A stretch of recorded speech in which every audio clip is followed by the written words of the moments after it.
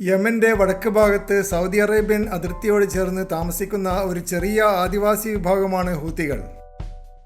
എണ്ണത്തിൽ കുറവാണെങ്കിലും വമ്പിച്ച വീരശൂര പരാക്രമികളാണ് ഹൂത്തി സൈനികർ. യമനിലെ ജനങ്ങൾ പൊതുവെ സുന്നികളാണെങ്കിലും ഹൂത്തികൾ ഷിയാക്കളാണ്. അതുകൊണ്ട് യമനിലെ മുഖ്യധാര മുസ്ലിങ്ങളുമായും സൗദി അറേബ്യയിലെ മുസ്ലിങ്ങളുമായും കടുത്ത ശത്രുതയുള്ളവരാണ് ഹൂത്തികൾ. ഇറാന്റെ അകമഴിഞ്ഞ സഹായവും സൈനിക പരിശീലനവും ലഭിക്കുന്നതുകൊണ്ട് ഹൂത്തികൾക്ക് സൗദി അറേബ്യയോ യമനെയോ ഭയപ്പെടേണ്ട ആവശ്യമില്ല. ഹൂത്തികളെ അടിച്ചമർത്തുവാൻ വേണ്ടി യമൻ നടത്തിയ ശ്രമങ്ങൾ പരാജയപ്പെട്ടപ്പോൾ സൗദി അറേബ്യ ഒരു കൈ സഹായിക്കുകയും വമ്പിച്ച പരാജയത്തോടെ പിൻവാങ്ങേണ്ടി വരികയും ചെയ്തു. എന്ന് മാത്രമല്ല, യമന്റെ തീരപ്രദേശങ്ങൾ കൂടുതലായി ഇപ്പോൾ ഹൂത്തികളുടെ ഭരണത്തിലാണ്. ഇറാനിൽ നിന്നും റഷ്യയിൽ നിന്നും വടക്കൻ കൊറിയയിൽ നിന്നും ധാരാളം ആയുധങ്ങൾ ഹൂത്തികൾക്ക് ലഭിക്കുന്നുണ്ട്.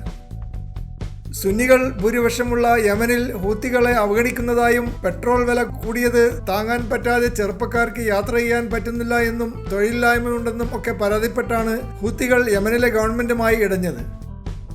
പിന്നീട് അത് കലാപമായി മാറിയപ്പോൾ ഇറാൻ അത് ഉപയോഗപ്പെടുത്തുകയും ഹൂത്തികളെ സഹായിക്കുകയുമാണ് ചെയ്തത്. ഹൂത്തികൾ എണ്ണത്തിൽ കുറവായതുകൊണ്ട് അവരെ തോൽപ്പിക്കുവാൻ വേണ്ടി ഏതാനും ദിവസങ്ങൾ മാത്രമേ വേണ്ടിവരൂ എന്നാണ് സൗദി അറേബ്യയും യമനും വിചാരിച്ചിരുന്നത്. എന്നാൽ കഴിഞ്ഞ 17 കൊല്ലമായി യുദ്ധം തുടർന്നുകൊണ്ടേയിരിക്കുന്നു. ഇപ്പോഴും ഈ യുദ്ധത്തിന് ഒരു അവസാനം കണ്ടെത്തുവാൻ കഴിഞ്ഞിട്ടില്ല. സൗദി അറേബ്യയുടെ രക്ഷിതാവായ അമേരിക്ക ഇക്കാര്യത്തിൽ ഇടപെടുകയും സൈന്യത്തെ അയക്കുകയും ചെയ്യുകയും ഒക്കെ ഉണ്ടായെങ്കിലും അമേരിക്കക്കും ഹൂത്തികളുടെ മുമ്പിൽ തോറ്റ് പിൻവാങ്ങേണ്ടി വന്നു. 11 ഹൂത്തികളെ അമേരിക്ക ബോംബെറിഞ്ഞ് കൊല്ലപ്പെടുത്തിയത് വമ്പിച്ച പ്രതിഷേധവും ശത്രുതയും ഉണ്ടാക്കുകയും ഹൂത്തികൾ അമേരിക്കക്കെതിരായി തിരിയുകയും ചെയ്തിട്ടുണ്ട്. റഷ്യയുടെയും ഇറാന്റെയും സഹായത്തിന് പുറമെ ചൈനയുടെയും സഹായം ഹൂത്തികൾക്ക് ലഭിക്കുന്നുണ്ടോ എന്ന് സംശയിക്കുന്നുണ്ട്. ലിബിയയിലെ കേണൽ ഗദ്ദാഫി മരിക്കുന്നതിന് മുമ്പ് ഹൂത്തികൾക്ക് വലിയ രീതിയിലുള്ള സാമ്പത്തിക സഹായവും സൈനിക സഹായവും നൽകിയിരുന്നു. ഹൂത്തികൾക്ക് സൈനിക പരിശീലനം കൊടുത്തിരുന്നത് ചെങ്കടലിന്റെ പടിഞ്ഞാറ് ഭാഗത്തുള്ള എറിട്രിയ എന്ന കമ്മ്യൂണിസ്റ്റ് രാജ്യത്തിൽ വെച്ചാണ്.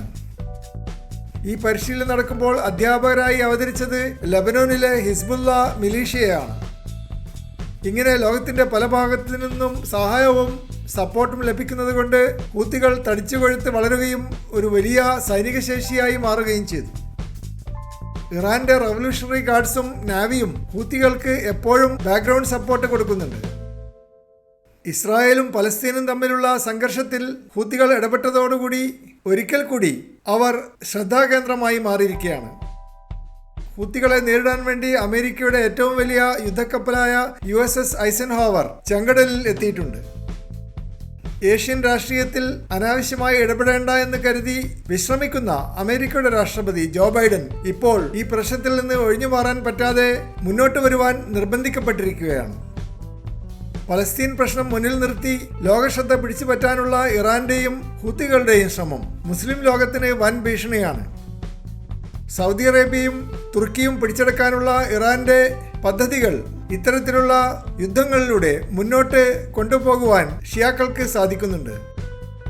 അമേരിക്കയെ എല്ലാ കാലത്തും ഒരു രക്ഷിതാവായി കണ്ടിരുന്ന സൗദി അറേബ്യയും ഖത്തറും യുണൈറ്റഡ് അറബ് എമിറേറ്റ്സും ജോ ബൈഡനെ പോലെ ദുർബലനായ ഒരു രാഷ്ട്രപതി ഭരണത്തിലിരിക്കുമ്പോൾ വേണ്ടത്ര സഹായം കിട്ടുന്നില്ല എന്ന് പരാതിപ്പെടുന്നുണ്ട്. എങ്കിലും അമേരിക്കയുടെ സൈനിക താവളങ്ങൾ അറബ് രാജ്യങ്ങളുടെ ഉള്ളിൽ സ്ഥാപിച്ചിരിക്കുന്നതുകൊണ്ട് ഇറാനോ റഷ്യക്കോ ഈ രാജ്യങ്ങൾ പിടിച്ചെടുക്കുവാൻ സാധിക്കുകയില്ല എന്ന സമാധാനം ഇപ്പോൾ ഏതായാലും ഉണ്ട്.